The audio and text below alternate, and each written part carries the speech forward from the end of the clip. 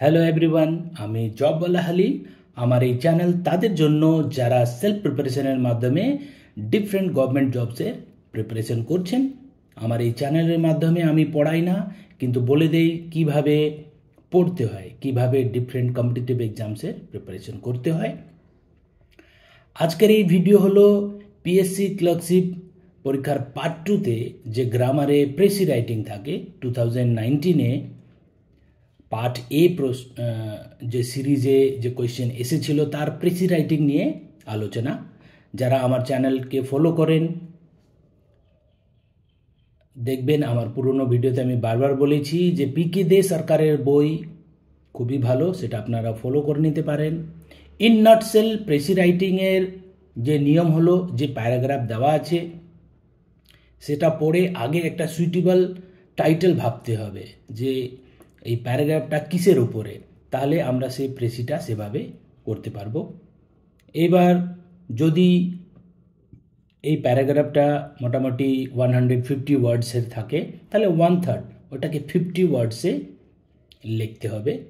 এটার জন্য আপনারা গ্রাফ খাতার মতন এরকম বক্স করে 10টা কলাম বানিয়ে এক একটা বক্সে একটা ওয়ার্ড লিখে সেভাবে প্র্যাকটিস করবেন, তাহলে ইজি টু কাউন্ট সেভাবে করতে পারেন।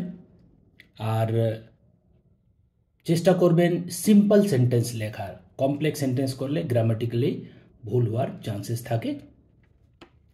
আজকের এই যে প্যারাগ্রাফ, এটা আমার ইউটিউবেরই এক স্টুডেন্ট মিদনাপুরের থেকে ও অ্যান্সারটা লিখে পাঠিয়েছিল, আর খুবই ভালো হয়েছে অ্যান্সারটা।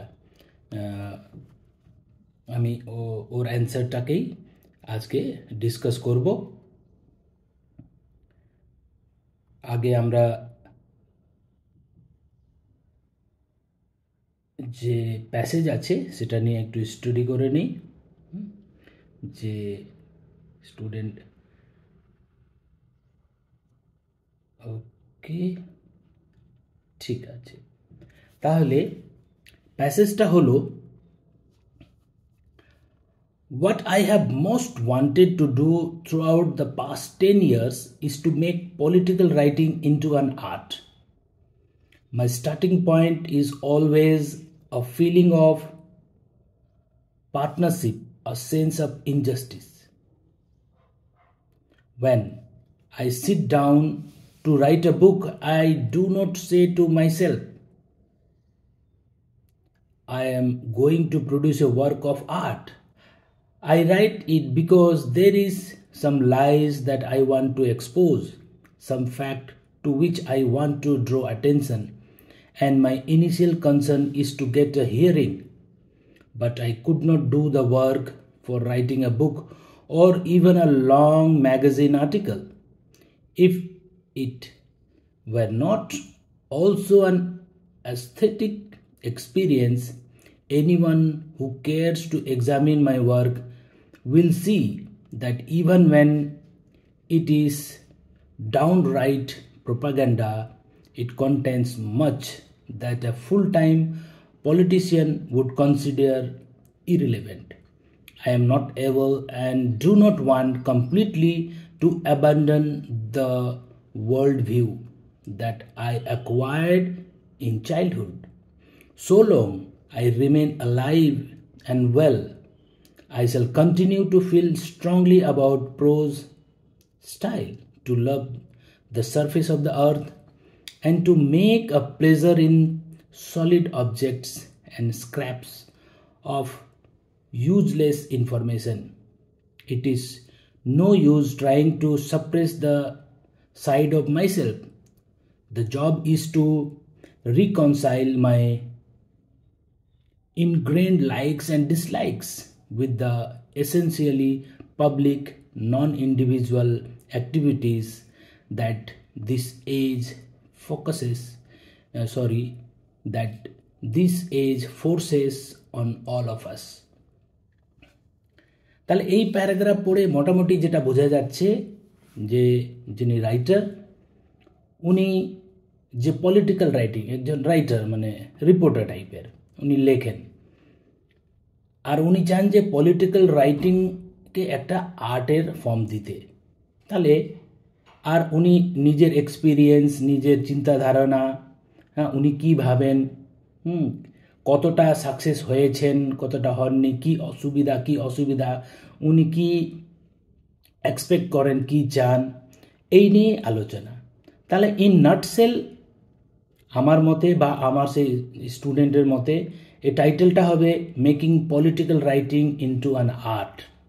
পলিটিক্যাল রাইটিং মানে যে পলিটিক্যাল ইস্যু, ডিফারেন্ট ইস্যু, হ্যাঁ, সে তার উপরে লেখা, কিন্তু সেটা একটা আর্টিস্টিক ভিউ, মানে খুব ভালো এইভাবে লেখা যাতে লোকেরা সেটা পছন্দ করবে, অ্যাপ্রিসিয়েট করবে। কিন্তু উনি এটাও বলছেন যে অনেক কিছু এরকম আছে যেটা সত্য, সেটাকে লুকাতে হয়, অনেক সময় এরকম আছে যেটাকে জানাতে হয়। উনি এটাও বলছেন যে উনি ছোটোবেলা থেকে যে উনার যে এক্সপিরিয়েন্স, যে সমাজের থেকে উনি বড় হয়েছেন বা যে দেখেছেন, লেখার সময় তার একটা ভিউ কিন্তু ওখানে থেকে যাচ্ছে, সেটা উনি এড়াতে পারছেন না। উনার চিন্তা ধারণা, তার মানে উনি যা লিখছেন সেখানে উনার যে পাস্ট এক্সপিরিয়েন্স তার একটা প্রভাব থাকছে। তাহলে এই হলো মোটামুটি একটা এটা কি। তাহলে যখন আমরা একটা টাইটেল বেছে নিলাম, making political writing and art, তাহলে এইবার আমরা চেষ্টা করব 1/3 লেখার, ঠিক আছে? তাহলে as per me or as per my student, title আমরা আগে ডিসকাস করি, টাইটেলের উপরে মার্কস থাকে, কিন্তু যদি 10 নম্বরে যদি এটা কোয়েশ্চেন্স থাকে তাহলে 2 নম্বর টাইটেলের উপরেই আছে। ওকে, তাহলে প্রেসিটা মোটামুটি একটা যে প্রেসি হতে পারে। In the given passage the author talks about his endeavour to make political writing an art. তাহলে নাটসেলে হয়ে গেল যে পুরো যে প্যাসেজের যে জিস্টটাই হয়ে গেল যে উনি কী নিয়ে কথা বলছেন। Although he tries his best for a long, he could not succeed. অনেক দিন ধরে চেষ্টা করছে, 10 ইয়ার্সের কথা বলেছে, কিন্তু সেভাবে উনি সাকসেস হয়নি। নেক্সট হলো lack of impartiality and atheism were the reason behind it. তাহলে ইম্পার্সিয়ালিটি, ল্যাক অফ ইম্পার্সিয়ালিটি, আর ওনার যে একটা ফিলিং আছে, যা এক্সপিরিয়েন্স আছে, তার এই কারণে উনি সেভাবে সাকসেস হয়নি। He does not want to leave his past experience as well, সেটা উনি ছাড়তেও রাজি নয়, ওটা প্রভাব থাকছে। He uses his personal opinion in his writing,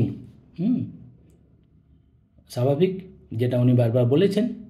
his job is to combine public and private interest together. ওনার জব হলো যে public and private interest completely, মানে ওটা কম্বাইন করে লেখা। তাহলে এই মোটামুটি একটা প্রেসি হলো। আমার মতে আমার স্টুডেন্টকে আমি মার্কস দিয়েছি 9 আউট অফ 10। আপনারা এর থেকে বেটার লিখতে পারেন বা এর থেকে বেটার হতেই পারে, সবার নিজের একটা মতামত থাকে। কেউ যদি নিজে ট্রাই করে এটা ইভ্যালুয়েশন বা কারেকশন বা ইমপ্রুভমেন্টের জন্য যদি পাঠাতে চান, তাহলে আমার চ্যানেলের কন্ট্যাক্ট ডিটেলসে আমার হোয়াটসঅ্যাপ নাম্বার আছে, আপনারা আমাকে হোয়াটসঅ্যাপ করে দেবেন, আমি সেভাবে কারেকশন বা ইমপ্রুভমেন্ট বা সাজেশন করে পাঠিয়ে দেব। চেষ্টা করবেন সিম্পল সেন্টেন্সে লিখতে, আর একটা সেন্টেন্স লিখে পাঠাবেন, তাতে আমার সেটা কারেকশন বা ইমপ্রুভমেন্ট করতে ইজি হবে। আশা করি এই প্রেসি নিয়ে যতটা হয় আমার এক্সপিরিয়েন্স আপনাদের সাথে শেয়ার করতে পেরেছি, আর আগেও চেষ্টা করব আরও 1-2টা প্রেসি নিয়ে আলোচনা করতে। আর এইভাবেই রেগুলার আপডেটের জন্য আমার চ্যানেলটাকে ফলো করুন, সাবস্ক্রাইব করুন, আর শেয়ার করে দেন তাদের কাছে যারা সত্যি কোনো কোচিং জয়েন করতে পারে না, কোনো অভাবে, যাদের সত্যি কোনো গাইডেন্সের দরকার, চাকরির দরকার, আর তাদের আমি বিশেষভাবে হেল্পও করে থাকি। আশা করি আপনারা আমার সাহায্য করবেন। Thank you.